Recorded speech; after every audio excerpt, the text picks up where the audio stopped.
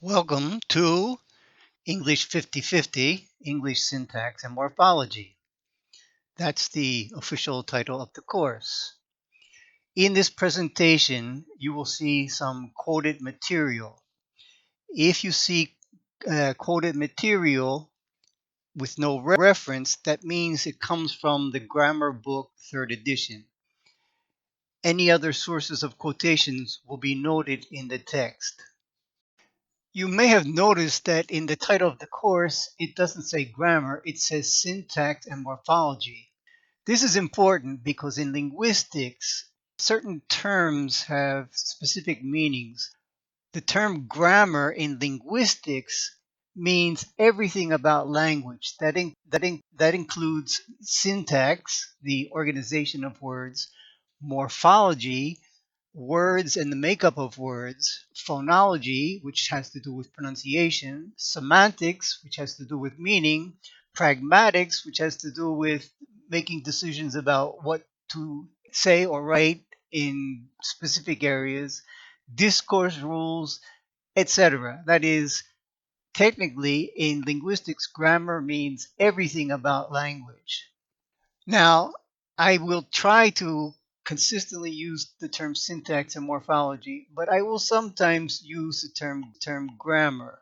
And if you notice, the title of the book doesn't say syntax and morphology, it says grammar. Now, when we are looking at the grammar of a language, we have to consider different aspects. Does the grammar provide an observationally adequate analysis of the language? That is, does it provide a characterization of the language it describes? That is, describing the language. We'll see that this contrasts with what we call prescriptive linguistics, where people decide what rules they think the language should follow, as opposed to what rules, that is, what people actually do.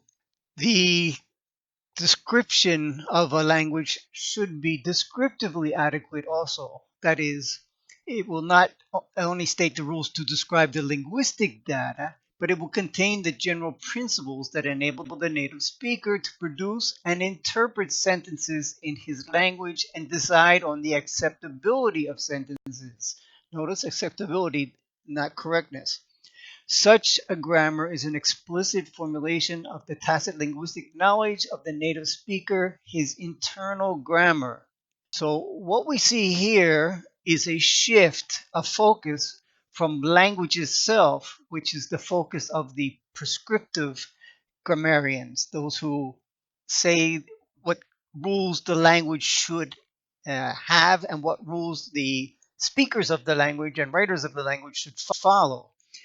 The shift of focus from the language itself now to the speakers of the language and the knowledge that those people have is a major shift in linguistics today.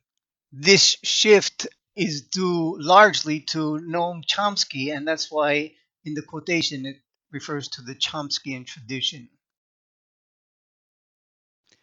Grammatical versus meaningful. The notion grammatical cannot be identified or confused with the idea of meaningful or significant in any semantic sense. There are two sentences here of Noam Chomsky illustrating this. Colorless green ideas sleep furiously, and furiously sleep ideas green colorless.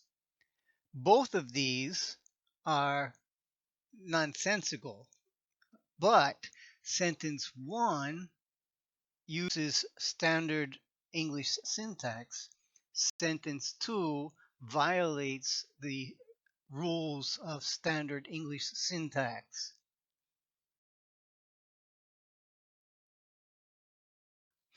Here we have part of a page from a physics textbook. If you look at this, you will probably find it very difficult to comprehend. I find it impossible to comprehend. It is written in English, and as a published book, it follows standard English syntax rules. However, even though it's written in English, I cannot comprehend it. Again, The point here is to illustrate that grammatical or syntactic should not be confused with meaningful or even comprehensible. They're two different things. Okay? Syntax looks at the structure of sentences. Meaningfulness is something different, right? It has to do with semantics and knowledge. I don't have the knowledge to read this and comprehend it. All right. So again, don't confuse grammatical, syntactic with meaningful, at least not to everyone. So just as I've shown that sentences that are grammatical may be nonsensical, the reverse can also be true. That is, sentences that are technically ungrammatical may be comprehensible. That is, they may be meaningful.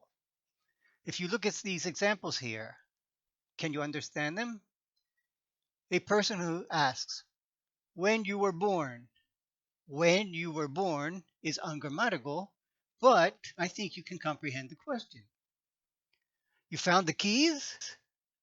You found the keys is ungrammatical. It should be, did you find the keys? But you found the keys? Most native speakers of English would comprehend that question. I know like vegetables. Again, violates the official grammatical rules of English, syntax, but comprehensible. Did you bought that book? Again, comprehensible. And even just hungry? Hungry is not a complete question. It doesn't have a subject or even a verb, but it's comprehensible. So if a sentence violates syntax or standard syntax, it could still be comprehensible. Notice the asterisk before these. Asterisks are used to indicate that a sentence is ungrammatical or ill-formed. Now, I would argue that some of these examples here may not even really be ungrammatical. For example, hungry. That's something that native speakers of English do quite frequently. So if you want to indicate that an example is ill-formed, that there's something wrong with the syntax or the morphology of the sentence or question, then you can put an asterisk before that. If you're not sure that you reject it completely, but you have some question, then people put a question mark at the beginning of those sentences which are questionable as far as their syntax and morphology is concerned. Syntax is the study of sentence structure, how people put sentences together in a given language, in this case English, all right, in order to produce sentences that others will comprehend or possibly comprehend, and in order to comprehend sentences written or said by others. One way to describe a sentence is as a simple linear string of words. However, that statement about a sentence is misleading because it misses several important generalizations about the internal structure of sentences and how these structures are represented in our minds. Notice in our minds means we're focusing now not on the language per se, but on how people organize the language in their minds in order to comprehend it and produce language that is comprehensible. In point of fact, we're going to claim that the words in sentences are grouped into units called constituents, and that these constituents are grouped into larger constituents, and so on until you get a sentence. So the idea is that you can break a sentence down into parts. It's not just a string of words. Usually you have a subject and a predicate. Within the subject, you may have prepositional phrases modifying the subject. Okay, the boy with the red hat. With the red hat modifies boy. but that's a group of words. So we get the boy with a red hat. Then with a red hat would be a group of words, a constituent. So the idea is that we can break sentences down into groupings until we finally get to individual words. So if syntax is the study of sentence structure, then we have to define what a sentence is.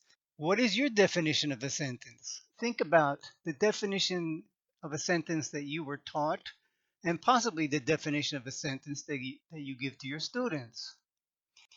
According to the definition you were taught or the one that you give to your students, are these following examples sentences or not?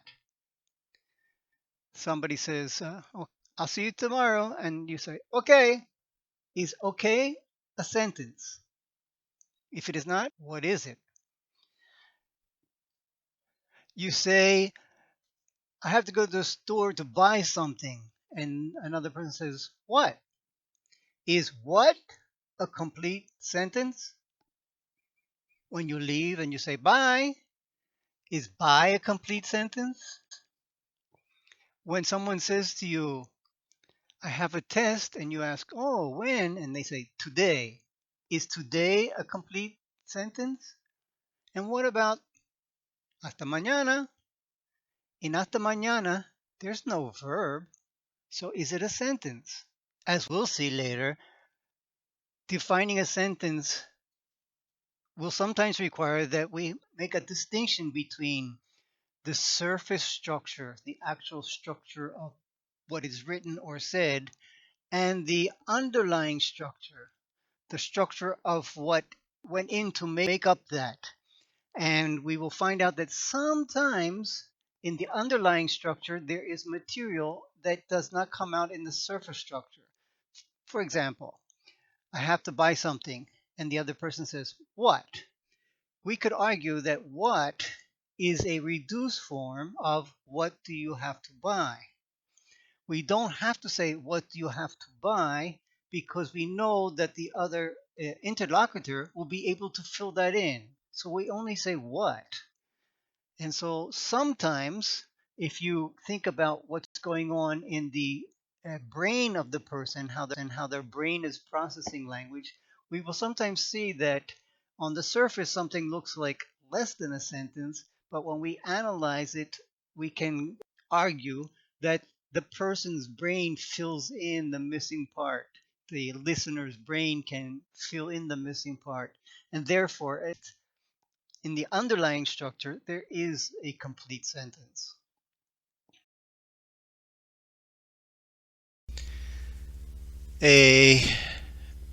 One of the first things we have to consider is the idea of which English or Englishes you are going to teach to students.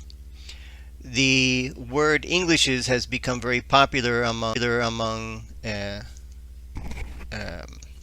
sociolinguists because it has been recognized that there is no one single thing called English. And that would also be true for Spanish. And in fact, for any language that is spoken by a large people spread over especially a large geographic area. There are different kinds of English. Some of these varieties are what we call dialects. The British English, North American English are dialects. They're what we call regional dialects. But even the term British English and North American English are too general because there are different kinds of British English and there are different kinds of North American English. There's Southern, General Southern, and then there are specific varieties of Southern depending on the state that you refer to. There's Northern English, but then that varies also. There are different kinds of Northern English. Even if you were to go to a place such as New York City, you would hear different varieties of English being spoken. Now, for our purposes here, we are not concentrating on pronunciation differences. We are more interested in differences of morphology, that is words and the makeup of words, and syntax, that is putting words together to make sentences. But even from dialect to dialect, there may be differences in syntax and differences in morphology. So we have these regional differences, and then of course there are other Englishes too. There's Australian English and Indian English and Puerto Rican English, different varieties. There are different varieties related to certain ethnic and cultural groups. So in the United States, we often discuss African American English or Black English. The the speech of the Amish, Jewish people sometimes have a distinct form of the way they speak, Chicano English. So there are different dialects that have some relationship to people's ethnic or cultural background. And again, our focus in this course is on differences in morphology and syntax. There are differences in dialects based on the socioeconomic status of people. Working class people sometimes use a different variety than upper class people. The lower class people sometimes use a different variety there. So there are sometimes socioeconomic differences in the way people use language. That would be in England, for example, where the so-called Cockney variety is considered lower working class variety of English there. And there are many other different dialects due to different factors there. And these, although they overlap largely, they also have differences there. So when we talk about English, we pretend it's one thing, but actually it's not one thing. It's different things. And in fact, this whole concept of dialect presents a problem because from a linguistic point of view, as a science linguist, recognize that there is no way to distinguish a dialect from a language. That is, what we call a dialect versus what we call a language is mostly a social or political decision. So that the different varieties of Spanish spoken in Spain are called dialects.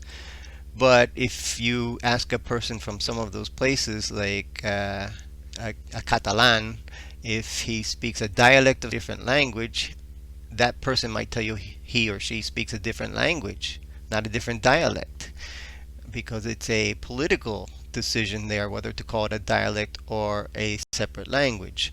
And we see this in many places. In Belgium, there's a question about whether is a dialect of Dutch or a separate language from Dutch there. So there is no way to accurately distinguish what we call a dialect from what we call a language there. Yeah, but we use the term dialect to indicate that there are varieties. There are other variations too based on people's profession. People in certain professions use certain vocabulary that people in other professions don't use. So accountants know accounting vocabulary and use it talking there. Doctors, physicians use certain vocabulary. And they even alternate because they may use professional vocabulary when in a professional situation, but then when talking with friends or family, they may switch to a different variety of the language.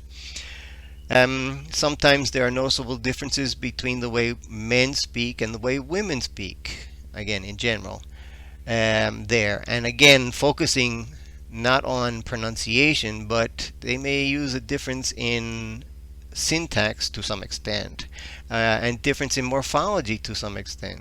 Right? Men may want to sound sometimes more macho, and they may violate some standard rules of what we call standard English, whatever that is, to sound, more macho there.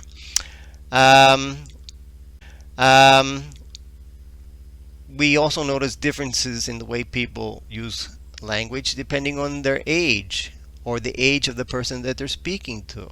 So when an adult is speaking to a very young child in Spanish, for example, you get a lot of those diminutive endings with the ito, gatito, perrito. That's a use of morphology that is often used primarily with young children. Men speaking to other men in Spanish probably wouldn't use those diminutive itos, itas as frequently. Adolescents may like to use certain vocabulary to identify themselves as being young and hip there. So there are different variations. And that same adolescent may speak differently to an infant than uh, speak one way to an infant, a different way to an infant, a different way to a peer, another adolescent, and a different way to an adult, especially an adult in authority. Um, because people use different variations in different situations. So this myth that there is this one thing called English or one thing called Spanish myth. Now, obviously, in this course, we cannot cover all of the different varieties there. But as teachers, we should be aware that there are different varieties of English, that there is not one kind of English. Um, and so we, in this course, pretend that there's one kind of English, and we will focus on the so-called American English, and we will pretend that there's one kind of North American English as far as syntax and morphology is concerned, but we must always have in the back of our mind that this is not true, that there is no one variety. And so in our teaching, we have to be aware of this too, because we might find that some students who have had contact with different speakers of English may do things differently than the way we were taught they should be done. And if we correct them, we should not correct them in the sense of telling them that things are incorrect, but inappropriate. So that, for example, using double negatives would be inappropriate in a formal situation there. Not that it's never done. In fact, it may be appropriate if you are communicating with other people who do that to identify with those people. So instead of saying correct and incorrect when different varieties are possible, I prefer to talk about what is appropriate for what situation and what is inappropriate for a given situation, given society. Correctness, incorrectness, appropriateness, inappropriateness is based on sociological considerations in most cases, not based on linguistic considerations there. What I would like to show you in the next couple of slides is there are also historic varieties of English there. On the current slide, we have an example on the left side of the so-called Lord's Prayer, taken from a text from the first half of the 11th century. And if you look at it, you may recognize certain words like father instead of father, jure instead of our, though, thee. Okay, so you may, if you look at it, you may notice and recognize some words. You'll also notice that it had different letters that we don't have today, the so-called eth and the thorn letters and the a letter that looks like a combination of AE. But what I want you to look at is to see how the structure of words has changed over time. And yet this, on the left-hand side, we call it English, Old English, but English. Now, of course, you can recognize some of the words because you can look at them, but if you were to hear this, I'm sure you would recognize far fewer of these words because the way they're pronounced will be very different. On this slide, we have part of the poem Beowulf. This is from approximately 1000 AD, so over 1,000 years ago. And this is, again, an example of Old English or Anglo-Saxon. It's not really clear to people when Anglo-Saxon formally changed, became different enough that we could call it English. You'll notice that this is a little bit more difficult to read than the previous example, and that has to do to some extent with the dialect that it was written in. This was written in a different part of England and in different parts of what today is England. The people had different varieties of Anglo-Saxon or Old English, if you will. So here you may find it more difficult to identify words that in their modern form, in their contemporary forms. But again, this that you see in front of you is called Old English. So you understand now that the things that we list under the term English are not even mutually comprehensible. This would be incomprehensible to most people today, and yet we call it English. So things that we call English can sometimes be incomprehensible to us. I think of examples of if you've ever had the experience of going to a place like St. Thomas or St. Croix or the Bahamas or Jamaica and trying to communicate with someone in English, and they will tell you they're speaking English, but you may have a very difficult time comprehending them. So how is it that they're speaking English and you are speaking English and you understand English and yet you have difficult time communicating? The reason? Not all English is the same. On this slide we have an example of Middle English. Alright, so Middle English, not so old as Old English, and yet if you look at it, it may be very difficult to identify words in their contemporary form. And if you were to hear it, I think it would be even more difficult to comprehend. So moni cliffe, many cliffs, he overclimb, he climbed over. Incontre strange, in strange countries. You know, you can make out some of this perhaps, but it's still difficult.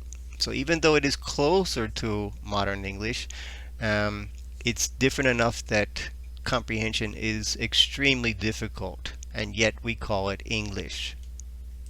One more example of Middle English. This is from Chaucer's Canterbury Tales. And here it's a little bit easier to read some of this because again it's taken from a dialect that is closer to the dialect that came down to us as contemporary English, modern English. Here beginneth the book of the Tales of Canterbury. One that Abril with his shoulder sote, the drought of March hath bursted to the rote, and bathed every vein in swift liquor. So here the vowel letters were still being pronounced, so the word here would be pronounced here, a two-syllable word, not a one-syllable word. Beginneth, we have a suffix that no longer exists in contemporary English. Okay, there. One is now when. April, well, spelled differently. There. So sote, drote, those final e's that we no longer pronounce. Right. Hath, again, another ending that we no longer have in modern English.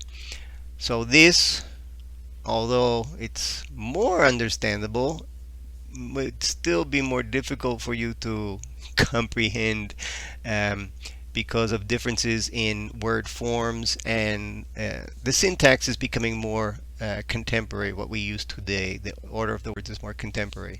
But again, this still would be difficult to comprehend, and yet we call it English. Again, I'm emphasizing that this thing that this fantasy we have that there is a thing called English. It's not true. There are different things that we call English that are very different there. And that's why some linguists prefer to use the term Englishes and Spanishes to indicate that we are aware that there are different varieties, not one form. And finally, uh, Shakespeare. Although you may not believe it, Shakespeare is considered, his language is considered modern English, early modern English. And so, even in this variety of modern English, we notice that there are differences in morphology and often differences in syntax there. Um, the structure of sentences, as used by Shakespeare, is sometimes different than ours. For example, he will often negate a verb by putting not before it and not using do or does or did. So uh, he might write I not like it or I not want instead of I do not want, I do not like. On the slide, you can see I've highlighted certain obvious differences between the English of Shakespeare and the way we use English today. Shall is, for Americans at least, it's rarely used. It still exists, but rarely used.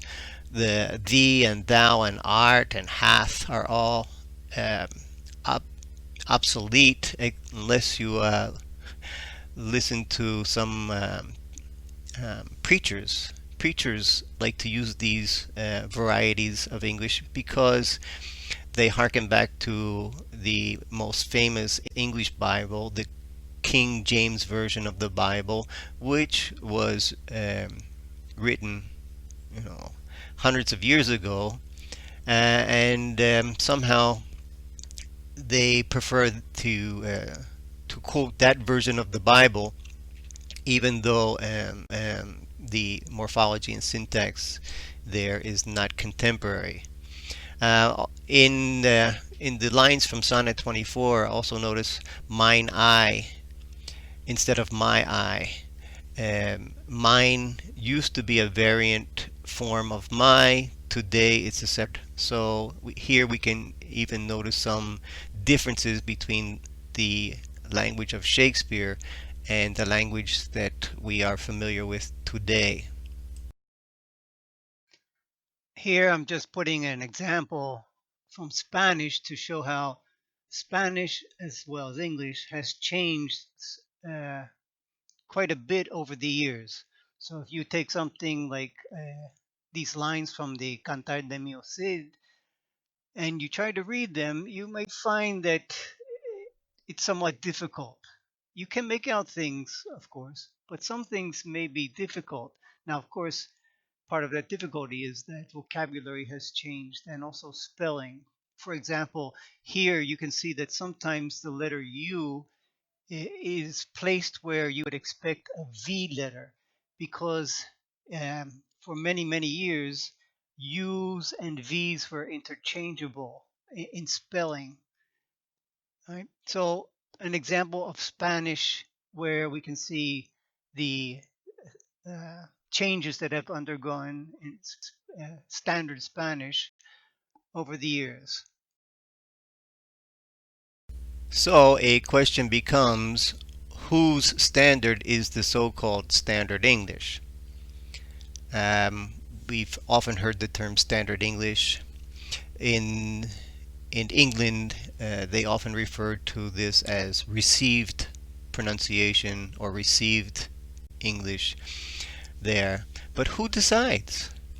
And the truth is, this so-called standard English is basically the kind of English that English teachers um, encourage people to use, that people in the print industry encourage people to use, so that when you submit an article for publication, the editors decide what is standard and what isn't, and they correct based on their concept of what is standard. Teachers correct based on English teachers correct based on their concept of standard.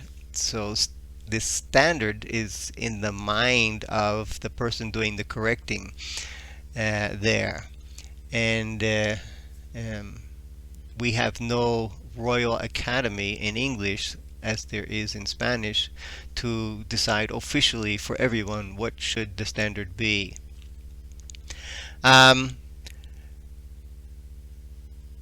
uh, when talking about communication, and sometimes things that are considered substandard do not affect communication because some things in our syntax and morphology are actually unnecessary, but they're part of the system. And so, if you're going to use so-called standard English, you need to use them.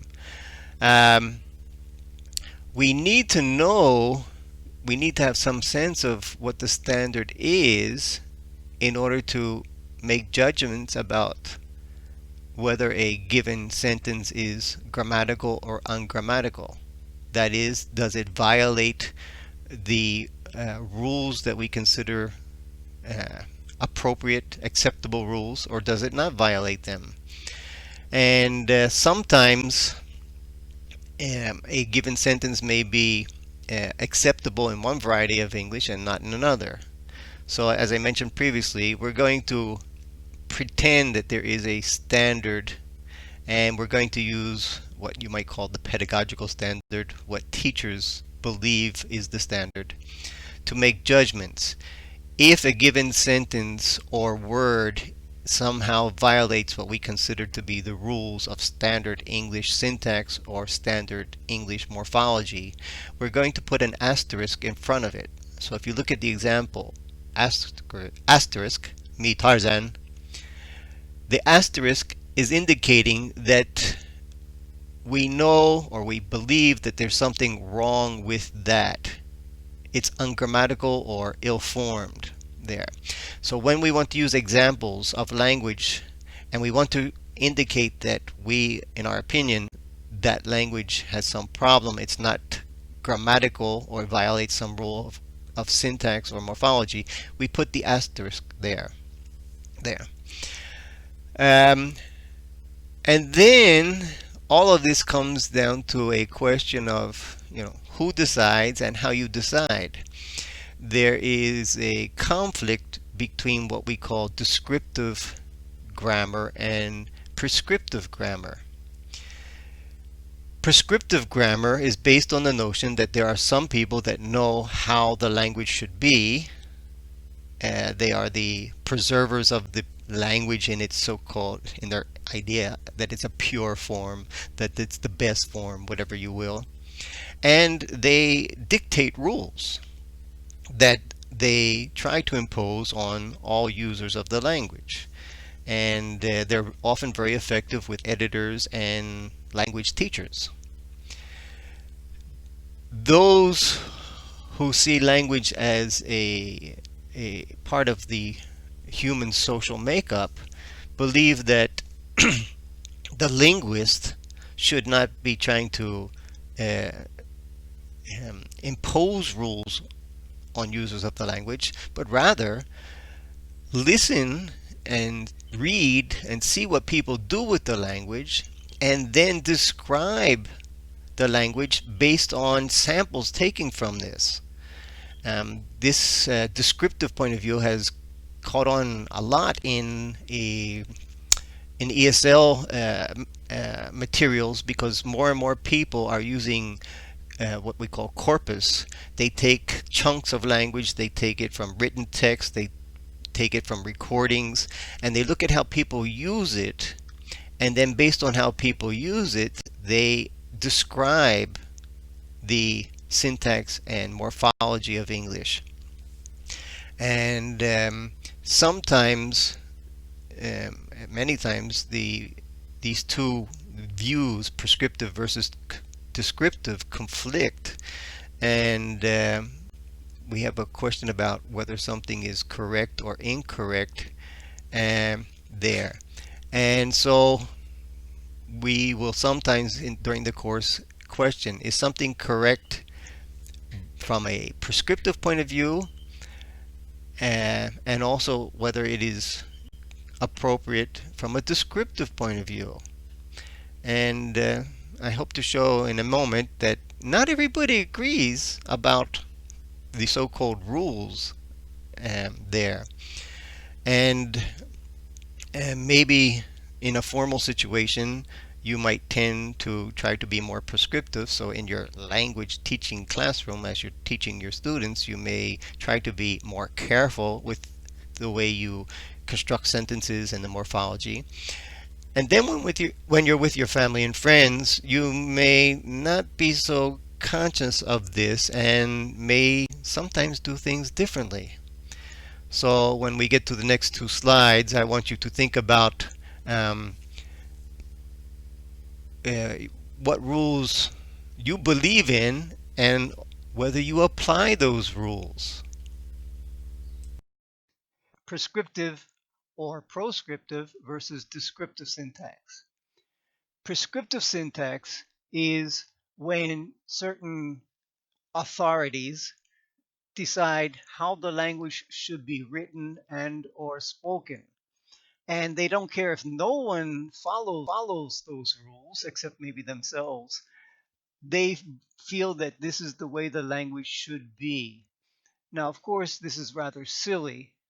First of all, people like Thomas Spratt in 1667 wrote about how the English language had been deteriorating and was continuing to deteriorate.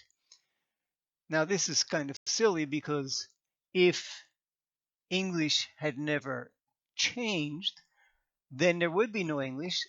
We would be using Anglo-Saxon. But it's only because Anglo-Saxon deteriorated, it changed, that we ended up with modern English. So it continues to change. We do not speak and write in the same way that people at Shakespeare's time spoke and wrote. Languages change, but the prescriptivists, they want to freeze language. They want to make it something that will never change. In Spanish also you have this situation. If the people in France and Spain and Portugal and Italy, if they had never changed the way they used the language, they would all be using Latin. But in all of those countries where the Romance languages exist, it's that Latin deteriorated. It changed in each place in different ways. So language change is part of this, the reason why you cannot have rules for a language that are frozen in time and work forever. Now, what's interesting about this is that many of these people who criticize how English is used, they shoot themselves in the foot. As Crystal points out, Spratt's own discourse, his own use of English, was full of things that he was complaining about. So many times those who insist on certain rules do not even follow those rules, at least not all the time. And the other thing that Crystal points out with the prescriptivists is that they do not take into consideration context. We use language differently in different contexts. So when you do a text message, when you write an email, when you write an academic paper, there are differences. There are differences in syntax, there are differences in vocabulary that are used. When you speak to people, if you're speaking to a young child, if you're speaking to someone who does not speak English as their first language, if you're giving an academic paper, all of these will vary the way you use language in that context. So context is important.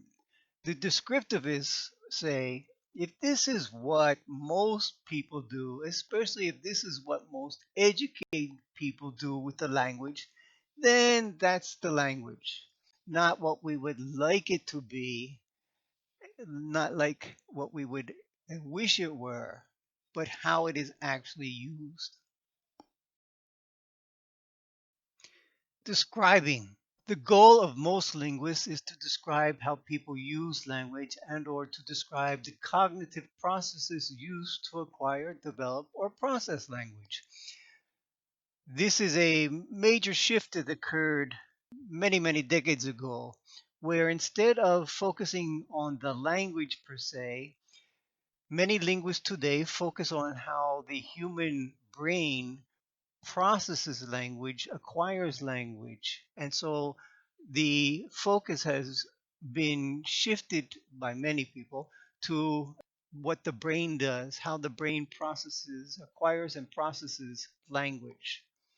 And of course, this is very important for those of us who are into teaching language, to teaching people who are trying to acquire a language, a second language.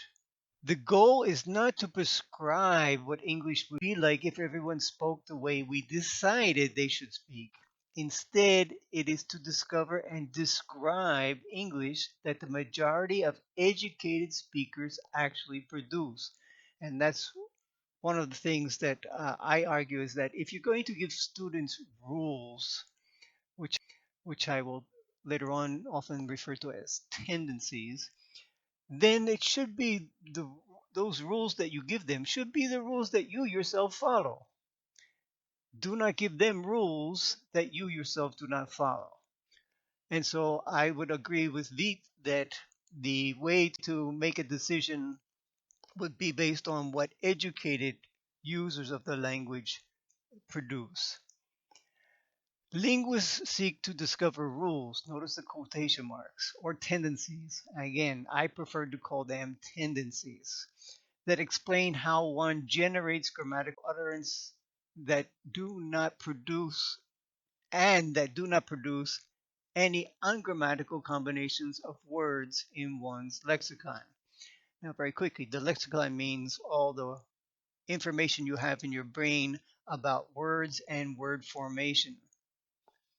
Now, notice in the quotation it says that linguists try to discover these rules or tendencies. That is, they don't approach the language with the attitude that they know what the rules should be. They approach the language saying, let's see what people do, let's see how people use it, and then we will figure out what the rules are or the tendencies are for those who use that language. Now, of course, we cannot in this course take into consideration all the different varieties of English and how people use English differently, the different dialects of English, and so forth. In this course, our task is to describe an idealized language variety. That we're going to pretend that English is this one thing and that it does not have variations, which of course is not true. But just because of the limitations of time and our sanity, we cannot go into all the different varieties of English. So we will restrict it to what we consider this idealized variety that the idealized native speaker of English uses. Complexity of grammar. Grammaticality is a theoretical notion. A sentence is grammatical if it is formed according to the grammar of English as formulated by the linguist. Acceptability, on the other hand, is the term which characterizes a native speaker's intuition about linguistic data. So, grammaticality is one thing, acceptability is another. And acceptability, notice, is based on native speakers' intuitions. So, in some cases, we might find that a sentence is grammatical, but not acceptable by native speakers for some reason or other. It seems contradictory, but it's true. Grammaticality does not usually take into consideration the context, whereas acceptability is often judged based on the context. Language is less governed by rules and more made up of patterns, or what I like to call tendencies.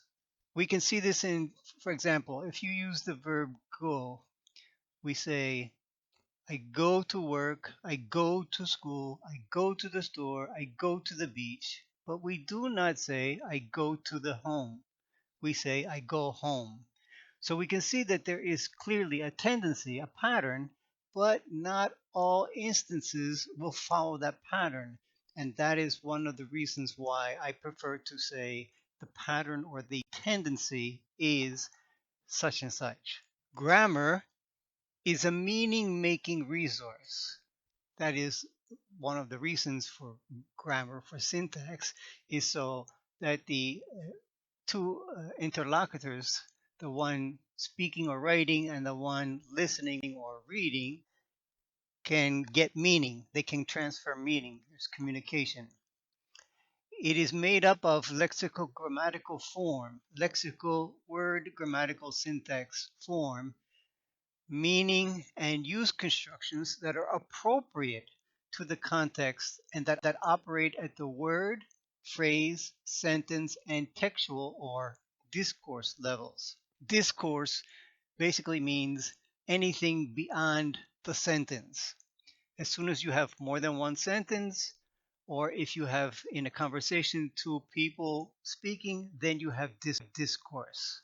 In this class, we are not going to deal with discourse. And yet, however, discourse is often very important in making judgments about acceptability and sometimes even grammaticability of sentences. We're not going to deal with discourse because that technically is beyond the level of syntax and morphology. It gets to another level. As noted by Halliday, it does no service to anyone in the long run if we pretend that semiosis, the making and understanding of meaning, is a simpler matter than it really is. Out of context, a statement like, I didn't like it, makes no sense. I, who is I, didn't like it. It, what is it? It makes no sense. But in context, so if someone asks you, did you see the new Johnny Depp movie? And then the other person says, I didn't like it. Well, at least we know that it is referring to the Johnny Depp movie. We still don't know who I is. So that's why in the real world, context is extremely important.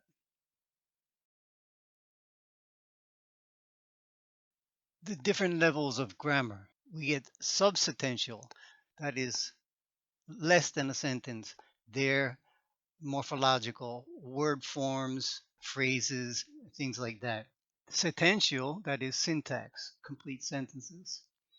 Supersentential or discourse. As I mentioned previously, we're not going to be dealing with discourse. An example of discourse in the sentence, I don't think so. You cannot really understand that I don't think so out of context. In the example where speaker A says, are many companies relocating to Puerto Rico?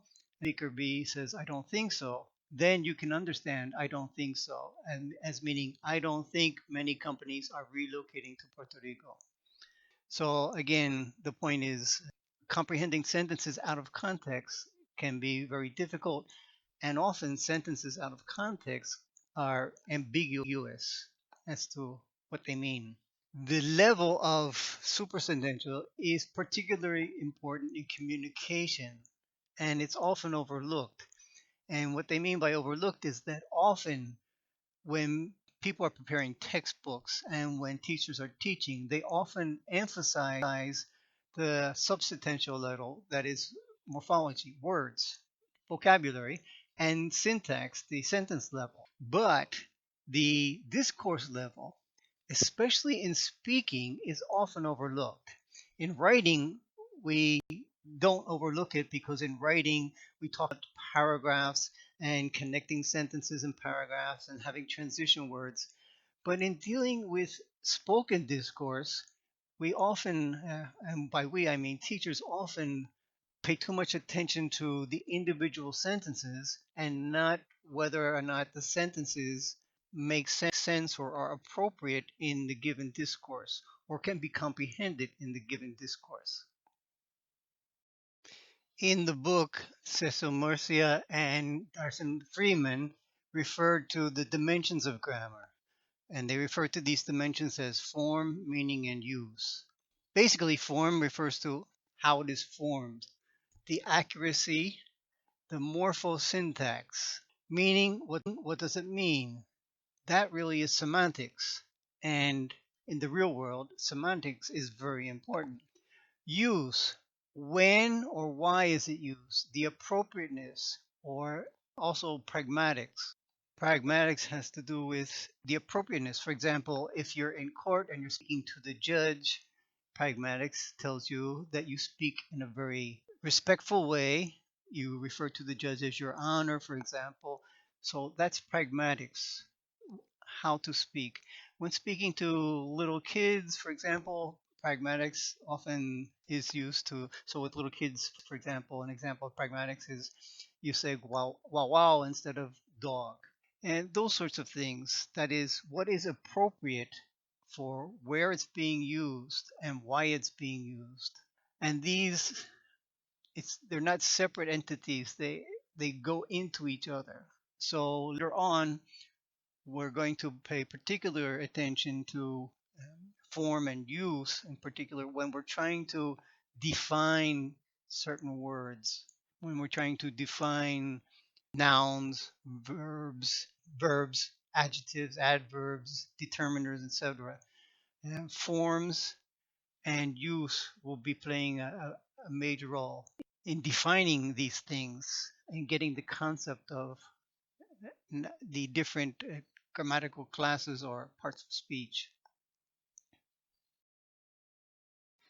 Implicit versus explicit grammar, and here grammar meaning syntax and morphology. Instruction, this is for instruction.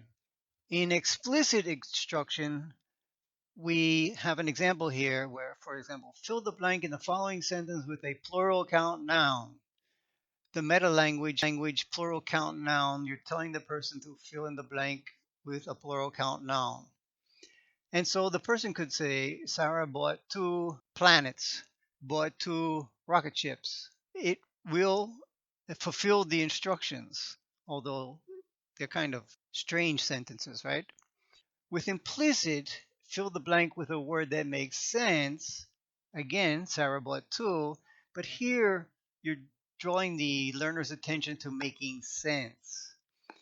With explicit, we often don't ask them to make sense. We ask them to just put something in there that is plural count noun or something like that. So explicit instruction often focuses on syntax and morphology, vocabulary, whereas implicit, you want them to get the idea of plural count noun, but not overly emphasizing the meta language plural count noun. More emphasis on making sense. I remember when I was a high school teacher, I had a student once who showed me something that she wrote in an exercise. And I said to her, it doesn't make sense. And she said, okay, but is it correct? What she was interested in was not making sense, but whether it was syntactically correct, right? And that made me feel really bad because it meant to her that the instruction she was getting, she didn't think of her instruction as necessarily being something that made sense. She just wanted to be able to get things correct on tests and so forth. So, making sense versus correctness, interesting dichotomy, right? So, implicit, trying to get students to develop the concept plural count noun, but without belaboring it with the meta language plural count noun. Trying to present them with activities and exercises and assignments where they get the idea, but implicitly. What ESL, EFL students need to know. ESL, EFL students need to know not simply how a structure is formed and what it means, they need to know why speakers of English choose to use one form rather than another when both forms have more or less the same grammatical or lexical meaning. Now, that really is more for advanced students where they can start to make distinctions, and with beginning level students, they just need to be able to communicate something. As they progress, they really should learn to make distinctions that native speakers make. Any explicit grammatical information should be a means to an end, not an end in itself. If a student can recite a rule but can't apply it, we have failed in our grammaring efforts. So rules, memorizing rules is one thing, But then actually applying those rules when the student is writing or speaking is something different. And many studies have shown that even students who can give you a rule, when they actually write or speak, they frequently do not apply the rule because they're focusing more on meaning and not the rules. So the caveat with explicit grammar instruction is to not make it an end in itself. I don't care if students can give me the definition of an adjective, an adverb, etc. If they can use it appropriately when they're writing, then I'm happy. So that the rule should be seen as a means to an end, but not an end in itself. What ESL, EFL teachers need to teach. Since grammar does not deal simply with form, language teachers cannot be content with having students achieve a certain degree of formal accuracy. Language teachers must also help their students to use structures meaningfully and appropriately as well. Just because they can produce a grammatical sentence, can they use that sentence in a meaningfully and appropriately in a given context? That would really indicate the degree of success or not. The meta language. Meta language is language about language. So noun, adjective, adverb, interrogative, subjunctive, those sorts of things are meta language. The meta language and grammatical descriptions featured in this book, that is your textbook, are for teachers who we hope will use them as aids in their teaching, not as the object of the teaching itself. That is, as a teacher, you do need to know the meta language, but it doesn't mean that what you know about the language, you're going to turn around and teach your students. You want them to acquire that knowledge either explicitly or implicitly. So there are certain things you need to know, but it doesn't mean that your students need to know them. And finally, it is not possible to teach everything about English to ESL, EFL students. First of all, we don't know everything. We don't have rules. We don't have explanations for everything yet. So the idea is if you get students to a certain level in their ability in English, then they will be able to progress on their own if they're exposed to English either through written form or orally. So the idea is get them to a certain level where they can then begin to pick up things on their own.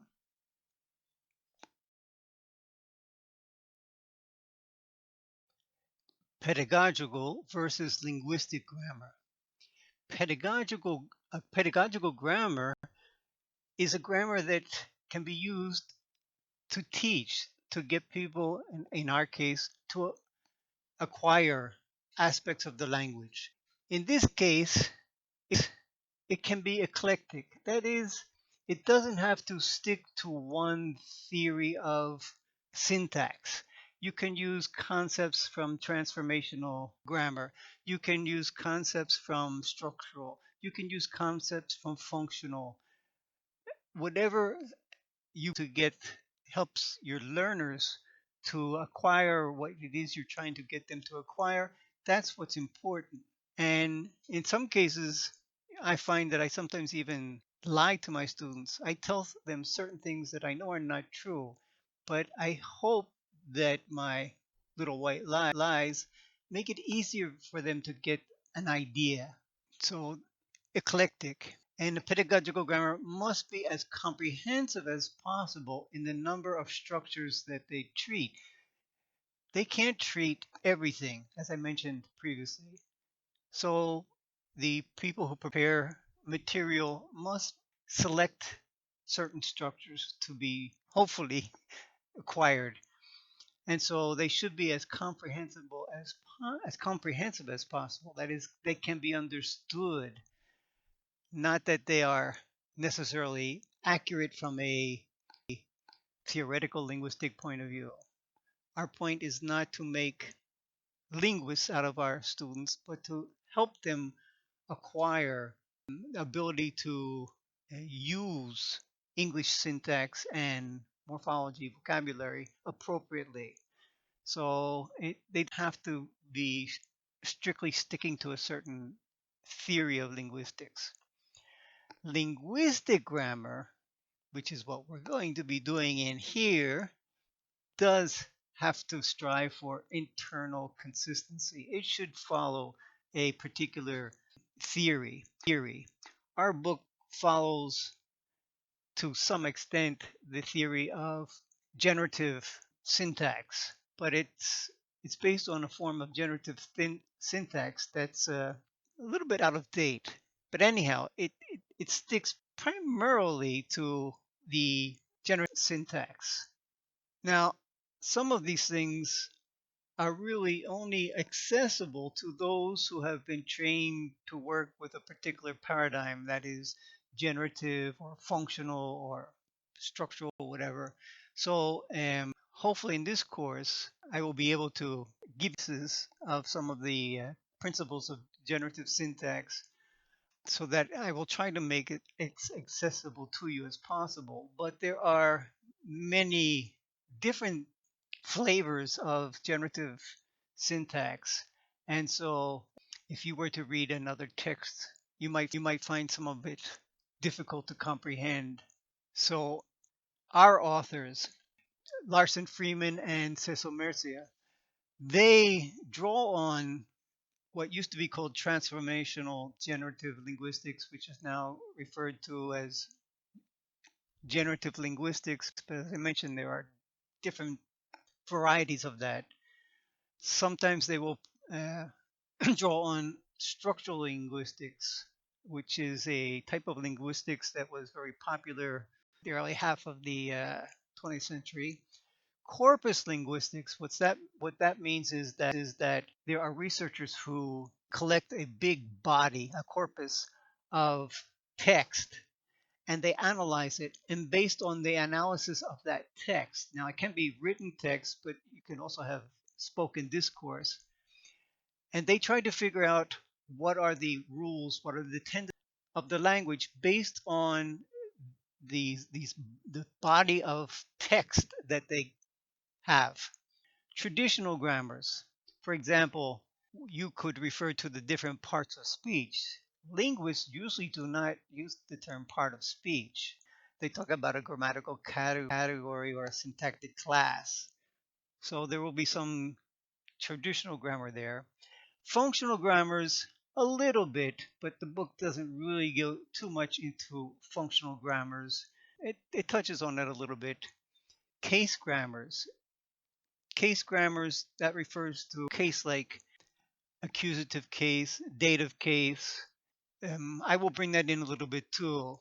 So they do touch on different theories of syntax, and each one of these can contribute something to this, to our comprehension, to our understanding of the rules or tendencies of English syntax and morphology. Different linguistic views. Linguistic theory is mentalistic since it is concerned with discovering a mental reality underlying actual behavior. This is the Chomskyan point of view, which sees language as more of a mental process and the acquisition of language as a mental process. So looking at language not for language's sake, but looking at language to help us understand how humans acquire and process language. Functional grammar is concerned with the function of the sentence, what the writers or the speakers is in writing or saying the sentence. In other words, with meaning. So the functional linguists try to analyze sentences to see what was the speaker or writer's intention. Why did they do it this way and not some other way? Frequently, we have different options when we say or write a sentence, and we select one or another based on what our purpose is, what we hope our purpose will achieve in the reader or the listener. One important implication of the functional view of language is that context and language are interdependent. From the functional point of view, we cannot look at individual sentences separate from the context. We have to look at the context to understand why the writer or speaker did what she or he did and not something else. So, for the functional linguistic point of view, context is critical. Context embeddedness of real language, that is, sentences embedded in real language use. That's part of the reason for the corpus linguistics. They want to gather real language and analyze it, as opposed to people sitting down and inventing sentences, conversations, whatever, artificially. They want to collect real world language. Thus, the meaning is always more than the sum of the individual words. It is just that this is more obvious in the case of idioms. So you can't just take words and look at their meanings and get the meaning. You have to look at the context also. They give an example of idioms. Thompson gives an example. Put one's foot in one's mouth. That cannot comprehend it literally. It's raining cats and dogs. That cannot be comprehended literally. And this is an area where humans can outperform computers. Computers have a very difficult time with idiomatic phrases. So they try to, artificial intelligence with computers tries to analyze words literally. And this is a big problem with artificial intelligence. So I mention this because functional grammar, I think, in many ways, is useful. The problem with much of functional grammar is that the insights we can gain from it would be really more relevant and useful for learners at a more advanced level. At a basic level where they're just at the beginning level, and sometimes even in the intermediate level, the insights from functional grammar are not as applicable.